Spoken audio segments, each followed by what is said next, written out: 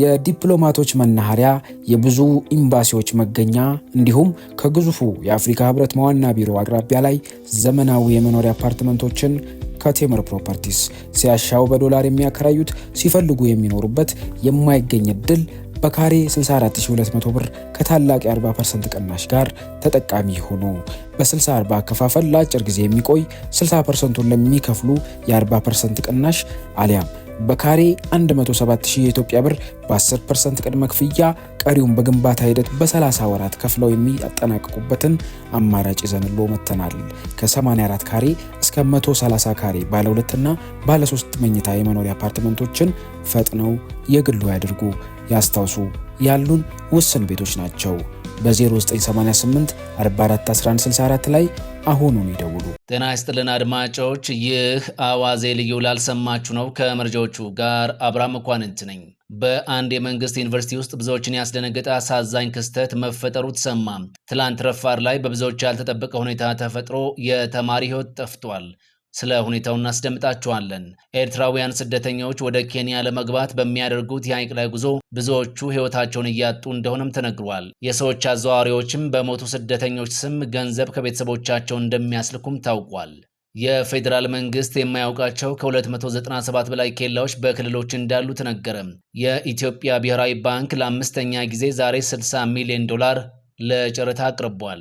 ሁለቱም የኒውክሌር ኃይል ባለቤት የሆኑት ህንድና ፓኪስታን በአጸፋዊ ምላሽ ተጠምደው ቀጥለዋል። ህንድ ኦፕሬሽን ሲንዱር ብላ በጠራቸው የማጥቃት ዘመቻ ንጹሐንን ገድላለችም ተብሏል። ሁሉንም ጉዳዮች በዝርዝር እናስደምጣቸዋለን። አብራችሁን ቆዩ። በአርባ ምንጭ ዩኒቨርሲቲ ውስጥ ብዙዎችን ያስደነገጠ አሳዛኝ ክስተት መፈጠሩ ተነግሯል። በዩኒቨርሲቲው ጫሞ ካምፓስ ውስጥ ትላንት ረፋድ ላይ አንድ ተማሪ በዶርም ውስጥ በስለት ተወግቶ ህይወቱ እንዳለፈ ተሰምቷል። ናትናኤል ጸጉ አሰፋ የተባለው የአርባ ምንጭ ዩኒቨርሲቲ የሁለተኛ ዓመት የሳይኮሎጂ ተማሪ በዶርም ውስጥ መገደሉን ዩኒቨርሲቲው ይፋ አድርጓል። ተማሪው የተገደለው በተፈጠረ የግል ጸብ ምክንያት በስለት ተወግቶ እንደሆነም ጨምሮ ገልጿል። ሁኔታውን ተከትሎም ተማሪዎች ስጋት ውስጥ መውደቃቸውንና ደህንነታቸው እንዲረጋገጥላቸውም በመጠየቅ ላይ እንደሆኑ ታውቋል። ጥቃት አድራሹ የዚያው የዩኒቨርሲቲው ተማሪ እንደሆነ የተገለጸ ሲሆን በአሁኑ ሰዓትም በቁጥጥር ስር ውሎ ምርመራ እየተጣራ እንደሆነ ዩኒቨርሲቲው ይፋ አድርጓል። የጫሞ ካምፓስ ተማሪ የነበረው ተማሪ ናትናኤል ጸጉ ትላንት ጠዋት አካባቢ ነው በአስከፊ ሁኔታ መገደሉ የታወቀው። ዩኒቨርሲቲው የተማሪውን ህይወት ለማትረፍ ከፍተኛ ጥረት ቢደረግም ሳይሳካ ቀርቷል ነው ያለው ባወጣው የሐዘን መግለጫ ላይ። ከዚህ በተጨማሪም ዩኒቨርሲቲው የህግ ሂደቱን ተከታትሎ ውሳኔውን በአጭር ጊዜ ውስጥ ለህዝብ ይፋ እንደሚያደርግም በመግለጫው ላይ አሳውቋል። ኤርትራውያን ስደተኞች ጎረቤት ሀገር ወደ ሆነችው ኬንያ ለመግባት በሚያደርጉት የሐይቅ ላይ ጉዞ ብዙዎቹ ህይወታቸውን እያጡ እንደሆነ ተሰማ። የኬንያ መንግስት ከቅርብ ጊዜ ወዲህ በከተሞች ላይ እያደረገ ባለው ጥብቅ ቁጥጥር የተነሳ ስደተኞች በቱርካና ሐይቅ በኩል አድርገው መግባትን ምርጫቸው አድርገዋል። ኤርትራውያን ስደተኞች በሀገራቸው ያለውን የፖለቲካና የሃይማኖት ጫና ሽሽት ወደ ኬንያና ዩጋንዳ ለመግባት በሚያደርጉት ጥረት ብዙዎች በአሰቃቂ ሁኔታ እየሞቱ እንደሆነ ተሰምቷል። በኤርትራ ባለው የግዳጅ ወታደራዊ አገልግሎት ለማምለጥ በሚል ወጣቶች ወደ ኢትዮጵያ ድንበር በመግባት ወደ ሌሎች ጎረቤት ሀገራት ይሰደዳሉ። ከቅርብ ጊዜ ወዲህ ደግሞ በኬንያ በሚገኘው የቱርካና ሐይቅ ህይወታቸውን የሚያጡ ስደተኞች ኤርትራውያን ቁጥራቸው ጨምሯል። ታዳጊዎች ከብሔራዊ ውትድርና አገልግሎት ግዳጅ ለማምለጥ ሲሉ ህይወታቸውን ለከባድ አደጋ አጋልጠው ይሰደዳሉ። ይሄው የውትድርና አገልግሎትም ለረጅም ዓመታት ሊቆይ የሚችል ሲሆን በቆይታቸውም የግዳጅ የጉልበት ስራንም ያካትታል። በእግርና በመኪና በኬንያ ሰሜናዊ ምስራቅ ክፍል ውስጥ ወደሚገኘው ቱርካና ሐይቅ ዳርቻ ከደረሱ በኋላ ወደ ናይሮቢ ለመሻገር $1500 ለሰዎች አዘዋዋሪዎች በመክፈል በአነስተኛ የእንጨት ጀልባ ለመሻገር ይሞክራሉ። በዚህን ሰዓት አብዛኞቹ በሐይቁ ላይ እንደሚሞቱ ነው የተሰማው። በቅርብ ጊዜ በዚሁ ሐይቅ ዳርቻም በርካታ የኤርትራውያን ስደተኞች አስክሬን ሲንሳፈፍ እንዳዩ በሐይቁ ዙሪያ ያሉ አሳስጋሪዎች ገልጸዋል። የሰዎች አዘዋዋሪዎቹ ወደ ናይሮቢ በሚያደርጉት ጉዞ በማሻገርና ቀጣይ ጉዞዎችም እስኪመቻች ድረስና አስፈላጊውን ክፍያ እስኪፈጽሙ ድረስ በማቆያ ቤቶች ማሳረፍን ያካትታል። በማቆያ ቤቱ ሲቀመጡ ስደተኞቹ የቤቱን ኪራይና ለምግባቸውም ይከፍላሉ። ገንዘብ ጨርሰው በረሃብ የሞቱ 3 ወንዶችና አንድ ሴት እንደምታውቅም በዚሁ በሰዎች ዝውውር ላይ ተሳታፊ የሆነች ሴት ለቢቢሲ ተናግራለች። በተጨማሪም እነዚህ አዘዋሪዎች ለሟች ቤተሰቦች በሕይወት እንዳሉ በመንገር ገንዘብ ሲቀበሉ እንደሚቆዩም ተነግሯል። የፌዴራል መንግስት የማያውቃቸው ከ297 በላይ ኬላዎች በክልሎች እንዳሉ ተነገረ። መንግስት እነዚሁን ኬላዎች እንዲነሱ በተደጋጋሚ ውሳኔ የሰጠ ቢሆንም እስካሁን በክልሎች ብቻ የሚተዳደሩ 297 ኬላዎች መኖራቸው ይፋ ሆኗል።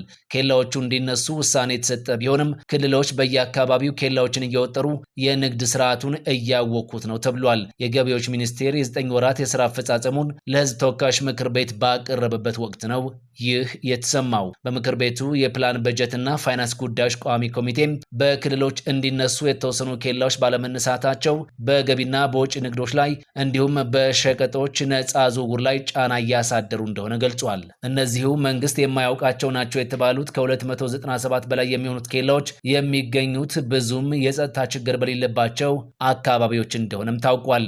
ህገወጥ ኬላዎችን ለማፍረስ ስራዎች እየተሰሩ እንደሆነ የተነገረ ሲሆን አንዳንድ የጸጥታ አካላት በዚህ ህገወጥ ተግባር ላይ ተሳታፊ በመሆናቸው ችግሩ እንዳይፈታም አድርጎታልም ተብሏል። የኢትዮጵያ ብሔራዊ ባንክ ለአምስተኛ ጊዜ ዛሬ 60 ሚሊዮን ዶላር ለጨረታ አቀረበ።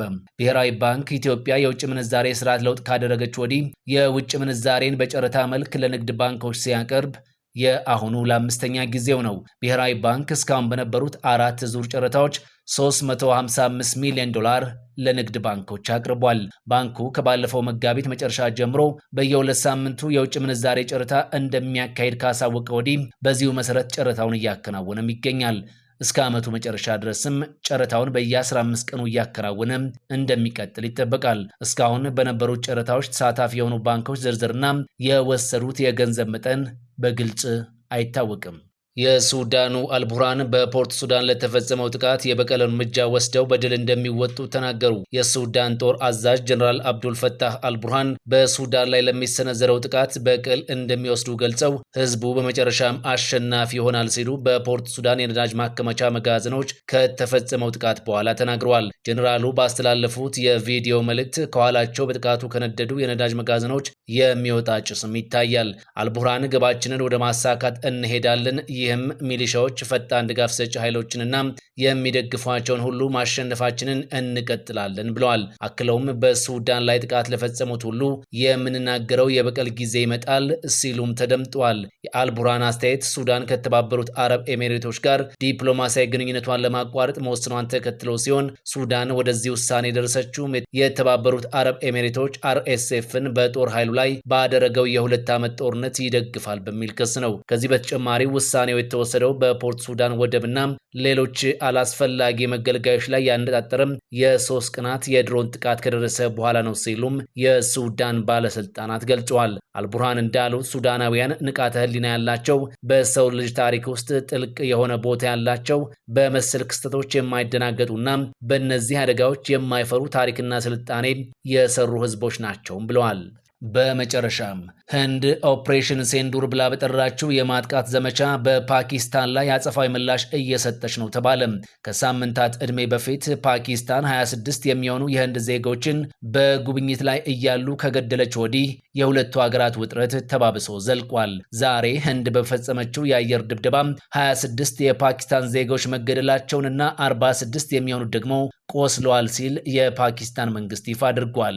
እናም በዚህ ሰዓት የሁለቱ ሀገራት ውጥረት በአጸፋ ምላሽ ታጅቦ ዘልቋል። ህንድ በፓኪስታን ላይ በወሰደችው የአጸፋ ምላሽ የአንድ ቤተሰብ አባል የሆኑ 10 ሰዎችን ጨምሮ ሌሎች 16 የፓኪስታን ዜጎችን ገድላለች ነው የተባለው።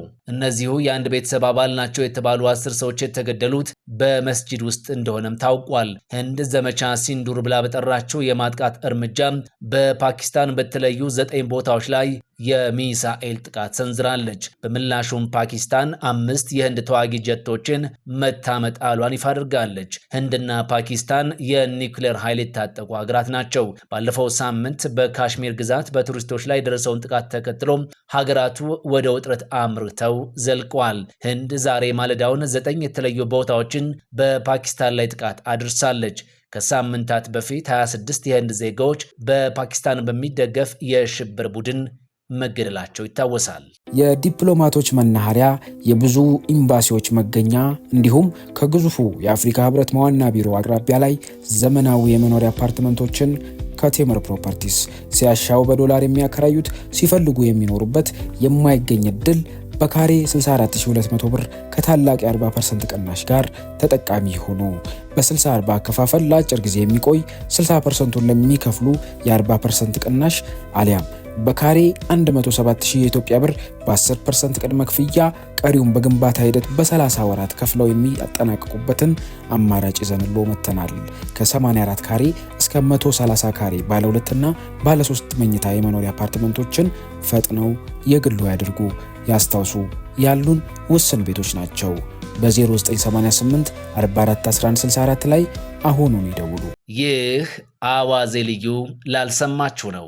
ፈጣን ያልተሰሙ መረጃዎችንና ትኩስ የኪነ ጥበብ ዜናዎችን ለማግኘት የቁም ነገር ሚዲያ የዩቲዩብ ቻናልን በመቀላቀል ቤተሰብ የሆኑ ቻናላችንን ሰብስክራይብ ያድርጉ።